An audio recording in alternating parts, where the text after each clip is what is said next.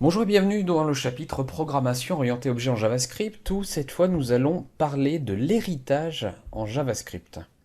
Alors, le but de cette vidéo c'est d'implémenter l'héritage en JavaScript au travers de quelques exemples.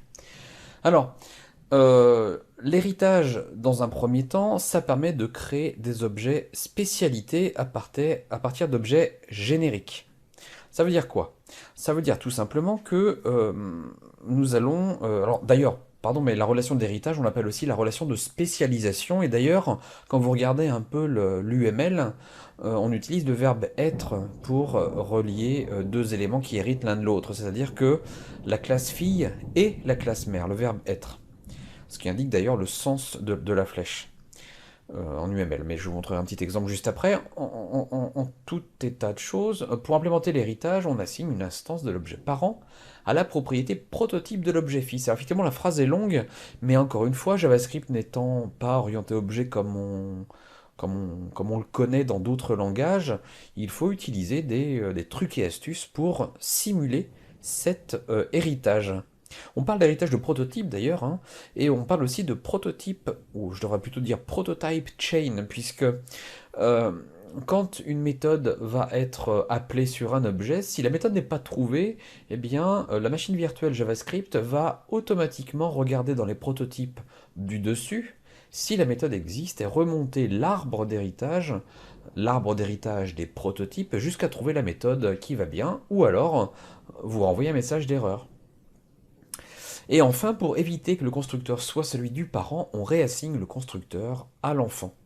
Et oui, parce que le problème, c'est qu'en changeant de prototype, en disant qu'un objet, son prototype, c'est plus le prototype de base qui est object, mais une autre fonction constructeur, forcément, on décale tout vers le haut.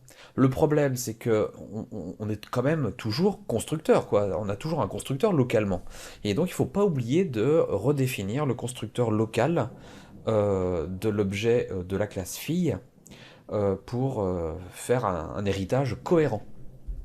Alors voilà, un exemple d'héritage volontairement minimaliste et très très simple.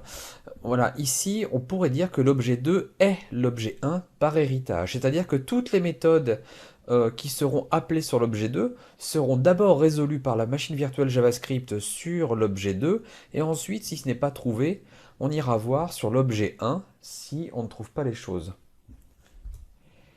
Voici un exemple d'héritage, mais je vous propose de l'implémenter pour justement évoquer tout ça proprement. Alors l'exemple là est assez générique, hein. On a fait objet 1 est égal à function, et on fait objet 2 est égal à function. Chacun a sa propriété, objet 1, objet 2 pour l'objet 2.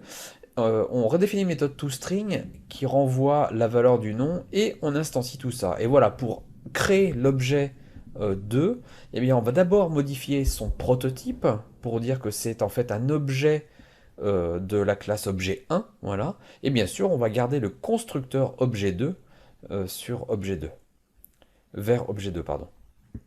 Et bien sûr, en faisant cette implémentation-là, on verra que nous aurons accès à la méthode toString qui nous renverra le nom qui nous intéresse.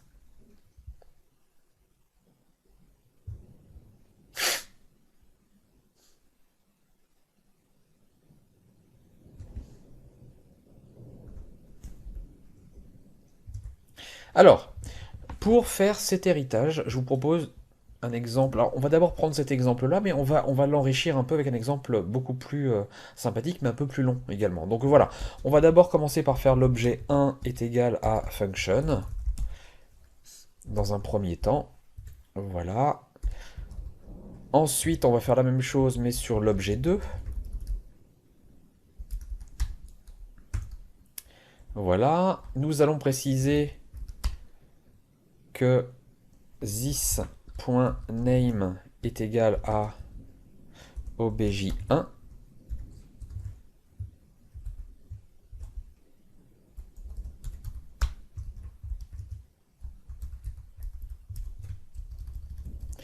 Voilà, et ce qui va nous intéresser maintenant, ça va être de proposer ici une méthode qui s'appelle la méthode toString. On verra d'où elle vient. Voilà, est égal à function, qui va simplement renvoyer eh bien, le code, enfin la valeur pardon, du name, return. this.name. Alors vous allez me dire, pourquoi renvoyer une méthode publique? C'est pour évoquer l'héritage en réalité, hein. On aurait très bien pu mettre un var name ici, c'était pas un problème. Ce n'est pas le. Ce n'est pas le. Il n'y a pas de problème lié à ça. Voilà, et maintenant nous allons nous amuser bien sûr à créer var O1 est égal à... Pardon, on va directement passer à O2 tout compte fait puisque c'est celui qui va nous intéresser. New obj2. Voilà, et un petit console.dir de O2. Alors comme je vous le disais, on préférera utiliser des lettres majuscules pour les fonctions constructeurs. Donc voilà. Donc si je fais ça, effectivement, rien d'exceptionnel. D'ailleurs, j'aurais peut-être dû passer un paramètre ici, le n, et ici également. Voilà, et ici je vais mettre...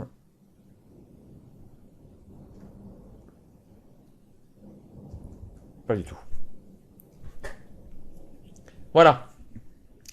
Exécutons ça. On a bien objet 2 avec la propriété objet 2, tout va bien. En revanche, on ne peut pas faire de .toString. Ça, c'est évidemment tout à fait impossible. Pourquoi? Parce que il n'y a pas de méthode toString sur O2. En revanche, ce que nous remarquons, c'est que nous avons quand même une sortie.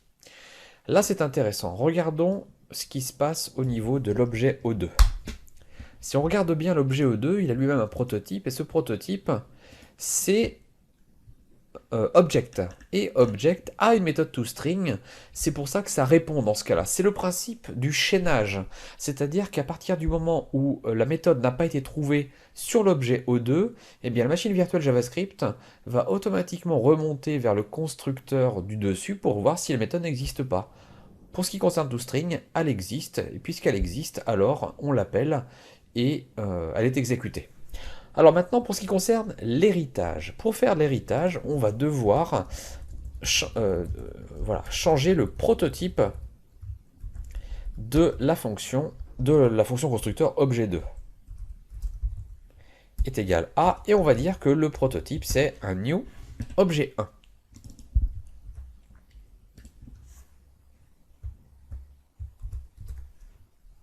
Voilà.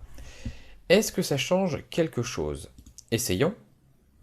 Ici, on a bien objet 2, on a toujours le name objet 2. Maintenant, vous notez que le prototype, c'est objet 1.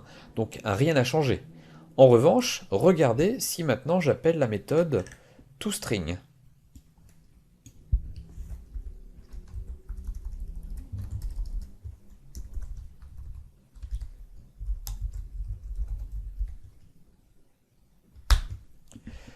Ici, on a bien objet 2.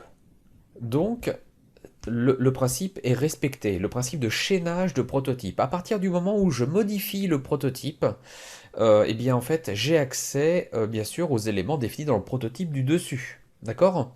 Mais ce qui est intéressant, c'est de bien comprendre que le principe d'héritage, il existe tout de même en JavaScript, même s'il ne reprend pas les termes extends qu'on connaît dans d'autres langages, il existe quand même, puisque ce que nous remarquons, c'est que lorsqu'on construit un nouvel objet, on change le prototype en disant que c'est new objet 1, lorsque nous regardons et lorsque nous exécutons la méthode toString sur objet 2, c'est bien la méthode d'objet 2, la propriété d'objet 2, pardon, la propriété name qui est égale objet 2 qui est exploitée. Vous voyez, le return this.name ici, c'est bien le return this.name de objet 2 et pas de objet 1. Voilà. Donc on appelle ça aussi du polymorphisme, puisque c'est pas exactement l'objet auquel on s'attendait qui est exécuté, mais bien le vrai objet.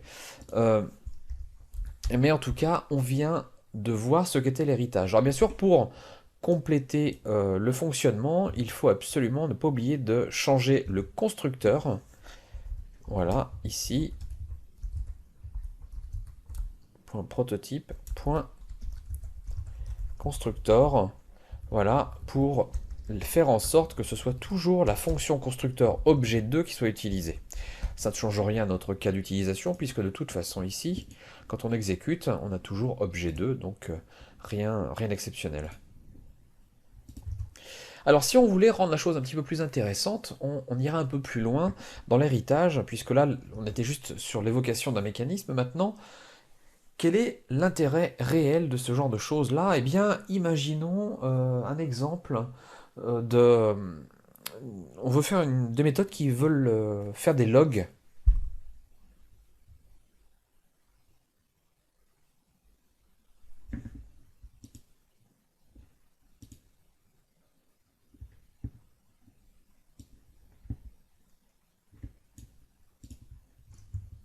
Alors, qu'avons-nous vu dans cette vidéo sur l'héritage de prototypes en JavaScript? Alors, bien sûr, on ne dira pas l'héritage de prototypes, on dira l'héritage en JavaScript, hein. Eh bien, en fait, on a vu qu'il était possible de faire de l'héritage, tout compte fait. JavaScript le permet. C'est pas la chose la plus intuitive, mais en tout cas, c'est possible en passant par le prototype et donc en bénéficiant de ce qu'on appelle le chaînage de prototypes, qui nous permet de retrouver des notions qu'on connaît par ailleurs, à savoir eh bien, la remontée d'appels. Lorsque une méthode n'est pas trouvée localement, eh bien en fait on va remonter les différentes couches pour retrouver la méthode qui nous intéresse.